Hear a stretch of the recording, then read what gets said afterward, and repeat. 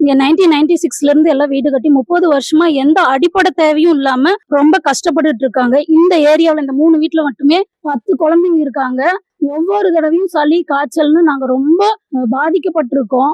நிறைய டைம் எல்லார்ட்டையும் நானே கூட எல்லார்ட்டையும் போய் கையெழுத்து வாங்கி பஞ்சாயத்து ஆபீஸ்ல போய் கொடுத்தோம். எந்த பிரயோஜனமும் இல்லைங்க. ஒவ்வொரு தடவையும் வரி வசூல் பண்றது, என்ன கட்டணும், எதுக்கு எடுத்தாலும் காசுங்க. பஞ்சாயத்து ஆபீஸ்ல எதுக்கு எடுத்தாலும் காசு. ஒரு விஷயம் நடக்கணும்னா நாங்க காசு கொடுத்துதான் அந்த வேலையை வாங்குறதா இருக்கு. என்ன பிரயோஜனங்க?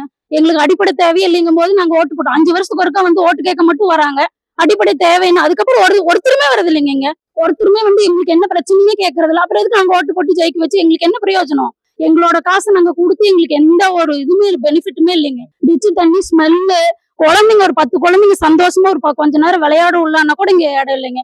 ஒரு வாசல் நல்லா இருந்தாதானே அந்த குழந்தைங்களை விளையாட விட முடியும். எங்களுக்கு டிச்சு கட்டி கொடுத்தா நாங்க அதை கிளீனா மெயின்டைன் பண்ணி நாங்க எப்படி வச்சுக்கணுமோ வச்சுக்குவோம். 1996ல இருந்து 30 வருஷமா ஒரு அடிப்படை இதுவும் கூட இல்லாம நாங்க எப்படிங்க இருக்கிறது?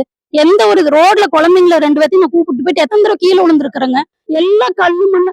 எதுக்கு குழி தோன்றாங்கன்னு அவங்களுக்கு தெரியுமா இல்லையான்னு எனக்கு தெரியலங்க. எப்ப பார்த்தாலும் குழி தோன்றாங்க. ஒரு செஞ்சதற்கு நாங்க வரி கட்டுறோம். வரி கட்டி எங்க காசு நாங்க கொடுக்கணும். ஆனா எங்களுக்கு எந்த ஒரு பெனிஃபிட்டுமே இருக்காது. அப்படித்தானே?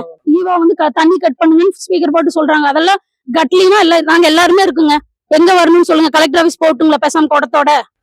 பஞ்சாயத்து ஆபீஸ்ல மூவ் பண்ணிருக்கோம். எல்லாரும் கையெழுத்து போட்டு எல்லாம் பண்றோம். எங்களுக்கு ஆனா எந்த ஒரு இதுவுமே அண்ணா நகர்னா வர்றது இல்லையா, இல்ல என்ன